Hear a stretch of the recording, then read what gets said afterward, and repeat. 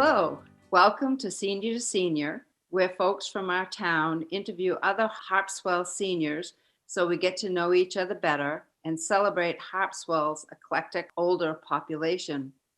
Today, we are delighted to introduce you to a local artisan, Susan Ferrero. Susan has been creating nature fiber art professionally for over 25 years. She earned her degree in design and continued on to produce and exhibit award-winning art quilts in museums, galleries, and art shows around the country. When Susan was visiting Maine, she often admired another kind of fiber art, traditional hand-hooked rugs, especially enjoying the sculpted Waldoboro rugs. Now, as a full-time resident of Bailey Island, Susan passionately hooks rugs, sculpture, and mats. Her designs illustrate a combination of traditional rug hooking techniques with contemporary color, style, and dimension. Fish, shells, birds, and boats are amongst several designs available for classes, workshops, and commission work. Susan, how did you get started in making hand-hooked rugs? About 12 years ago, I needed to go in another direction beyond quilting. So I transitioned into hand-hooked rugs, and it was a natural. And there's so much in New England to see in hand-hooked rugs that I was really excited to be a part of the community of rug hooking. Do you belong to any organizations that help to support your trade? There's lots of organizations worldwide, statewide. There's the International Hooking, State Hooking Guilds. There's Maine Fiber Arts, which is in Topsom. There are two organizations, Maine Made, which does an incredible job to get the word out there for any artist that wants to join, and Rug Hooking Magazine. And if you submit and write articles for them and show your work, they're just really easy and wonderful to work with. I know you have many examples of your work. Would you be willing to share some of those and tell us what inspired you for each piece? Sure. I'd like to show you, first of all, some of the work that I've accomplished during the pandemic, and that would be the last 3 pieces of my 10 pieces. That's a series that will go for a special exhibit, and it's based around the life and living on Bailey Island. Let me quickly show you the process. I start with design and draw until I'm comfortable with the piece. All right, so I begin my process by drawing out my design and then coloring it in with pencils. And this is a piece called Barnacles. It was one of my very first wall hangings and one of my very favorite pieces.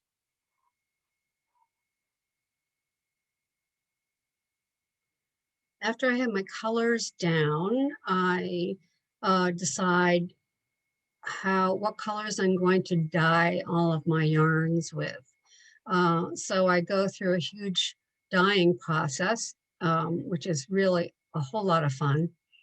And it's very exciting to see all the colors kind of come to life.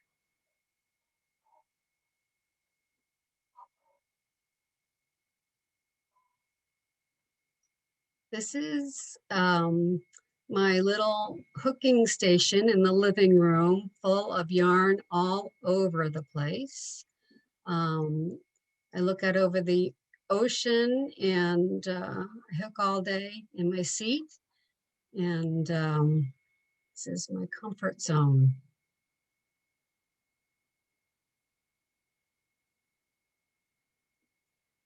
So this is barnacles that I mentioned previously, finished. It's 42 inches wide by 27 inches high. It's actually quilted. And if you can see the smaller picture to the left, it's got a lot of beading inside the barnacles and things that kind of sparkle. Susan, how long did it take you to do this particular piece? Each of my pieces takes no less than a month. It's that long process, thinking it out, drawing the design is probably one of the longest processes of the whole thing. It probably took me a good solid 3 weeks to hook the piece. So it was about a month and a half, I'd say. Mhm. Okay. This is the sixth piece in my series. It's called Sunset Calling. It's 31 inches wide by 29 inches high. It was a twofold exercise. One was a black and white, doing a whole piece in black and white. And the other was making the conch that Les is blowing that's actually felted. So the piece has 23 different colors of grays that I dyed. And the conch is applied onto the head and torso, and then the arm is applied onto the conch and the face. So it's really, really dimensional. It's definitely one of my favorite pieces. Les is my next door neighbor, and he plays the conch every night at sunset. And people honk back with their cars or instruments or whatever from across the bay. So it's a real ritual on this neighborhood.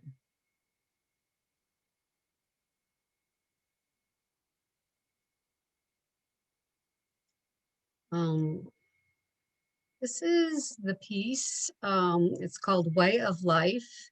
It's 53 wide by 28 high. And it has won 2 awards so far.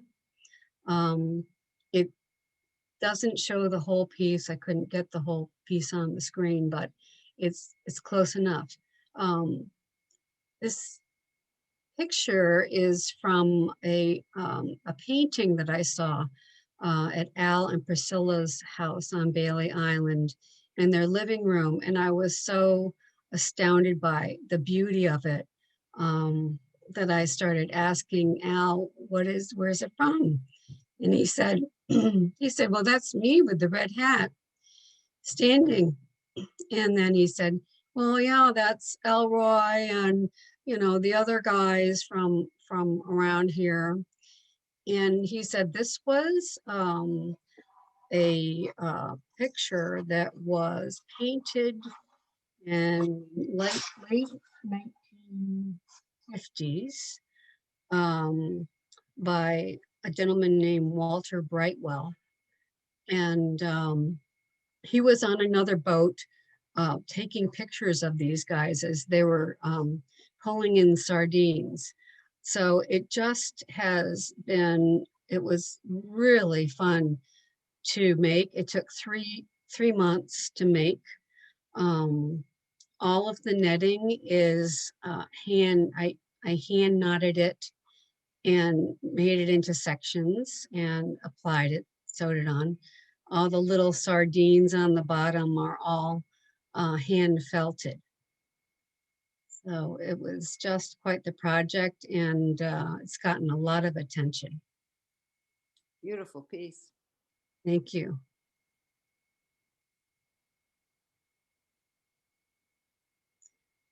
This is just making these strips of hand knotted netting and literally laying them down to see um, where they should be positioned. And that just took forever. But again, it was another process that had to be worked out. And then I painted and tea dyed the netting, so it was very modeled, like you would normally see netting from pulling in fish.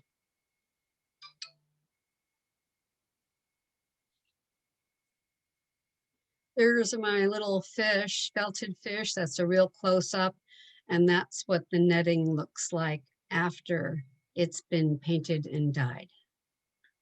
And it And looks it's just like the netting that we would anticipate seeing down here on the shore. exactly, Yeah. which we do see. Yes. So the last piece that I accomplished for this series, I have two more to go, but this one could be familiar to you and many of our local people. It's called Hunky Dory. It's 22 wide by 49 and a half high. It's the local nubble on Bailey Island, and I had some red yarn, and I really, really wanted to do this piece up. Um, everything is crooked on the whole piece, and it was intentionally done that way. If you look at the top, the shingles start off crooked. The door is kind of ajar, and that's crooked. So that was a real challenge to do. The show the all of the buoys are hooked very high or pulled up with the yarns are pulled up very high, and then they're cut like you know trim a dog or cut your hair, and they're modeled so that they're very, very curvy on top, so they really jump out in the picture. Plus there's a lot of shadowing. It was perfect timing for the day. And I added a little bit of that netting to one of the balls that you see often in the waterway.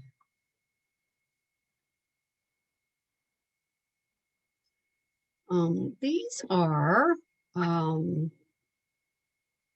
some of the other pieces that will be included in this special exhibit.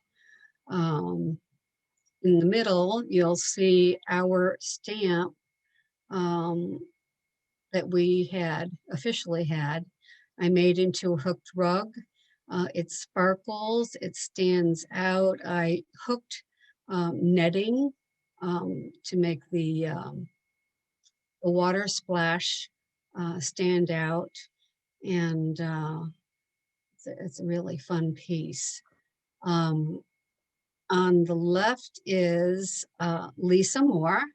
She is our local lobster woman, and she's holding up a giant crusher claw from a catch. Her glove is applied separately, so it stands out, and the claw is applied separately. And the antennae of the lobster are wound with yarn and glued. On the right is my next door neighbor. She was 6 at the time, and yearly we have the Bailey Island Fishing Tournament, and she won or hooked a mackerel. So again, her arms and hands are separately applied, and the mackerel actually, the tail moves. So she was happy, and she was feeling the squishy fish at the same time. So that was what I tried to capture. And at the bottom, we have Donnie Freeman. who is Lisa's boyfriend. And he used to go scalloping in the winter. Um, he'd go for diving, and I would watch him from the window and hold my breath, thinking, how long is he going to be down there? It was always a scary watch, but I really enjoyed making this piece. It's really big. The kelp on the bottom are all hand felted, and there's a lot of silk that kind of shimmers in it, and it's all quilted too. Beautiful. Thank you. Mhm. Oh, these pieces are just exquisite, and hopefully this program will spark someone's interest in starting to hook. Thank you, Susan, for sharing your gift of fiber art. Special thanks to Harpswell Community TV and to the Health and Wellness Committee of Harpswell Aging at Home for sponsoring this program. If you would like to interview someone or would like to be interviewed, please email ha@ha.community to let us know. That's HAH@HAH.community. Thank you.